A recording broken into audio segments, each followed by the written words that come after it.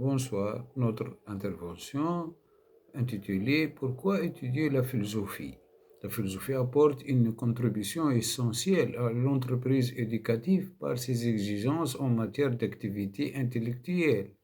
L'éducation en philosophie implique de prendre conscience des figures et du développement majeur de l'histoire de la philosophie, d'apprendre les techniques les plus récentes et les plus réponses acceptées aux questions philosophiques et d'acquérir des compétences critiques, interprétatives et évaluatives qui, dans le schéma global des choses, peuvent être considérées comme étant de la plus grande valeur.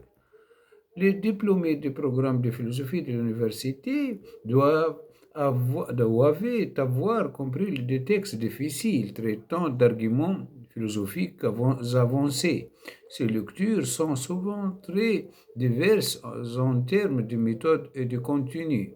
De plus, une variété de travaux écrits fait partie des devoirs de l'étudiant en philosophie. Il est attendu que ce devoir soit soigneusement rédigé et traité de manière réfléchie.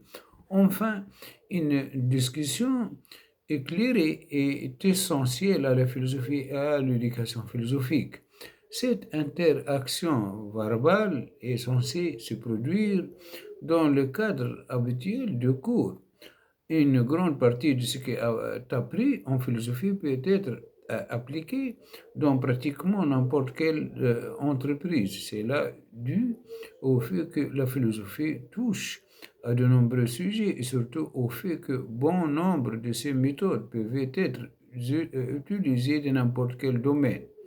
L'étude de la philosophie nous aide à améliorer notre capacité à résoudre des problèmes et nos compétences en communication, notre pouvoir de persuasion et nos compétences en rédaction. Vous trouvez ci-dessous une description de la manière dont la philosophie nous aide à développer ces diverses compétences importantes, compétences générales en résolution de problèmes.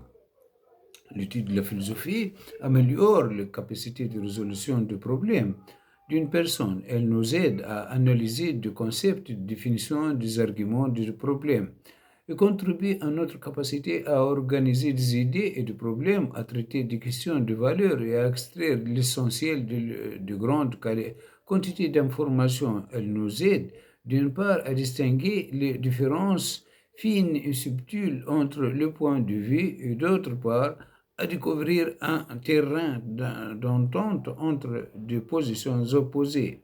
Elle nous aide également à synthétiser une variété de points de vue ou de perspectives en un tout unifié.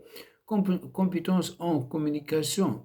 La philosophie contribue de manière unique au développement du pouvoir d'expression et de communication. Elle nous fournit certains des outils de base de l'expression personnelle, par exemple la capacité à présenter des idées au moyen d'arguments bien construits et systématiques que d'autres domaines n'utilisaient pas ou utilisaient moins. La philosophie nous aide à exprimer ce qui distingue nos opinions. Elle améliore notre capacité à expliquer des sujets difficiles et elle nous aide à éliminer les ambiguïtés et le flou de nos écrits et de nos discours. Pouvoir de persuasion. euh, su- euh, pa- Pouvoir de persuasion. La philosophie nous apprend à construire des formulations claires et de bons arguments et des exemples a priori. Elle nous aide ainsi à développer notre capacité à être convaincant. Nous apprenons à construire et à défendre nos propres opinions, à apprécier les positions concurrentes et à indiquer avec force pourquoi nous considérons nos propres opinions comme préférables aux alternatives. Ces capacités peuvent être développées non seulement par la lecture et l'écriture en philosophie, mais aussi par le dialogue philosophique, à l'intérieur comme à l'extérieur de la classe, qui fait partie intégrante d'une éducation philosophique approfondie. Compétences rédactionnelles. L'écriture est énoncée de manière intensive dans de nombreux cours de philosophie et de nombreux textes philosophiques régulièrement assignés sont également excellentes comme essais littéraires. La philosophie ancienne et l'écriture interprétative par l'examen des textes difficiles, l'écriture comparative par l'accent mis sur l'équité de positions alternatives, l'écriture argumentative par le développement de la capacité des étudiants à établir leur propre point de vue et l'écriture descriptive par la description détaillée et d'exemples concrets. Les exemples concrets servaient d'ancrage auxquels les généralisations doivent être rattachées. La structure et la technique sont donc mises en avant dans l'écriture philosophique. L'originalité est également encouragée et les étudiants sont généralement encouragés à utiliser leur imagination pour développer leurs propres idées. Les utilisations générales de la philosophie qui viennent d'être décrites sont évidemment d'une grande valeur académique. Il doit être clair que l'étude de la philosophie a des récompenses intrinsèques en tant que quête illimitée de compréhension de problèmes importants et difficiles, mais la philosophie a d'autres utilisations pour approfondir une éducation à la fois à l'université et dans les nombreuses activités professionnelles et personnelles qui suivaient l'obtention du diplôme. De ces autres utilisations sont décrites ci-dessous. Comprendre les autres disciplines. La philosophie est indispensable pour comprendre les autres disciplines. De nombreuses questions importantes concernant une discipline, telles que la nature de ses concepts et sa relation avec d'autres disciplines, sont de nature philosophique. La philosophie des sciences, par exemple, est nécessaire pour compléter la compréhension des sciences naturelles et sociales qui découlent du travail scientifique lui-même. La philosophie de la littérature et la philosophie de l'histoire ont une valeur similaire pour comprendre les sciences humaines. Et la philosophie de l'art esthétique est importante pour comprendre les arts visuels et les arts du spectacle. La philosophie est en outre essentielle pour évaluer les différents critères de preuve utilisés par d'autres disciplines, étant donné que tous les domaines de la connaissance font appel au raisonnement et doivent établir des critères de preuve. La logique et l'épistémologie ont une incidence générale sur tous ces domaines. Euh, Ensuite, développement de méthodes solides de recherche et d'analyse. Une autre valeur de la philosophie dans l'éducation est sa contribution à notre capacité à formuler des hypothèses, à faire des recherches et à présenter le problème sous une forme gérable.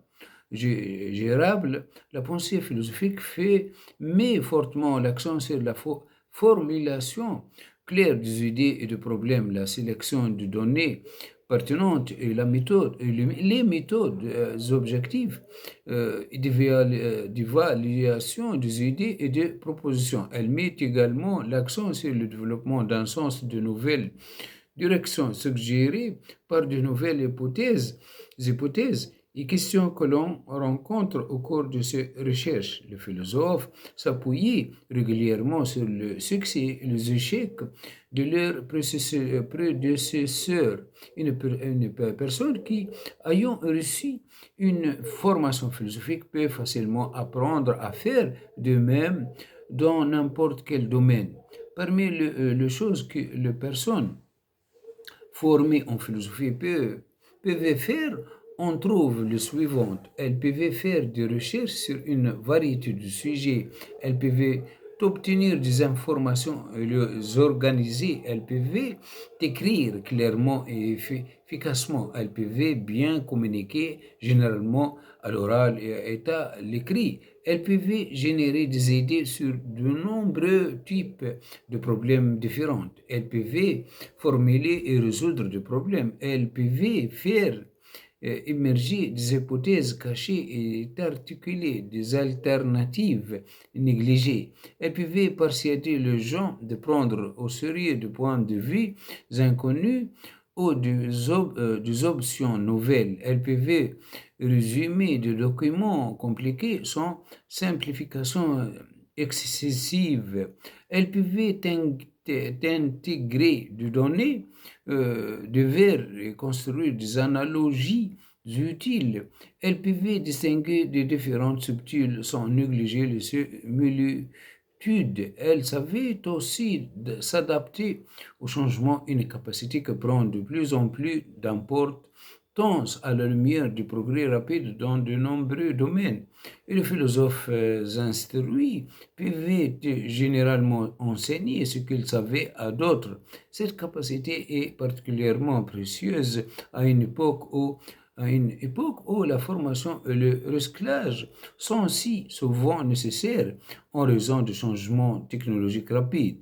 Ces capacités sont assez générales, mais elles ont une incidence directe sur l'événementiel des carrières auxquelles les philosophes sont préparés. Les philosophes ont les compétences nécessaires pour une vaste gamme d'emplois universitaires et non universitaires. Le type de l'éducation de base que fournit la formation philosophique est éminemment utile dans certains aspects majeurs de pratiquement n'importe quelle profession.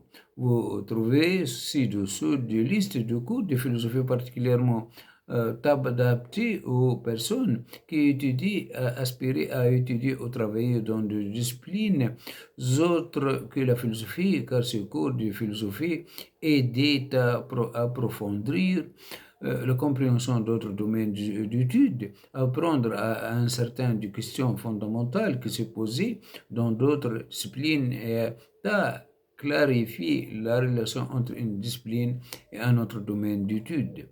Les arts, l'esthétique, éthique, histoire de la philosophie, philosophie de langage, philosophie de la religion, entreprise, éthique, histoire de la philosophie, logique, philosophie sociale et politique, philosophie de sciences, informatique, logique, philosophie de langage, philosophie de l'esprit, philosophie de sciences, ingénierie, éthique, épistémologie, logique, philosophie de sciences, philosophie sociale, politique, profession de santé, éthique, histoire de la philosophie, logique, métaphysique, philosophie de l'esprit, philosophie de la religion, philosophie des sciences, droit, éthique, épistémologie, logique, philosophie sociale, politique, philosophie des sciences, journalisme et communication, esthétique, éthique, logique, philosophie sociale et politique, philosophie des sciences, services gouvernementaux, éthique, histoire de la philosophie logique, philosophie de la religion et philosophie des sciences, philosophie sociale et politique, le clergé, esthétique, épistémologie et éthique, histoire de la philosophie logique, métaphysique, philosophie de la religion,